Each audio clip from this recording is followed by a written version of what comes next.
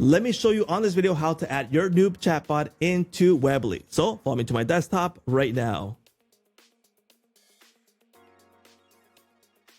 Hey, what's up everyone? Welcome to Noupe. On this video, I'm going to show you how to add your Noupe chatbot into your Weebly website. So let's get started. Once you've edited your Noupe, you've trained it, you customize it, you are going to get a code. This is the code that we're going to need to add this to Weebly, okay? So let's go ahead and jump over to my website here in Weebly by Square. I'm going to add this code so it appears on the whole website. Now, this is my demo website, and I currently don't have the code added here, and that's what I'm going to show you, okay? So let's go back into the main dashboard here in Weebly. We're going to go into website settings, and down here, we're going to go into tracking tools. In the tracking tools section, we are going to find a section that says add custom header code.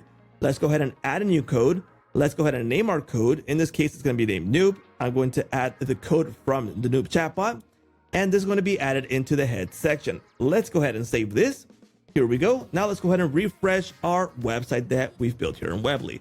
And here it is. We now have the Noupe chatbot here available. So let's go ahead and open this up.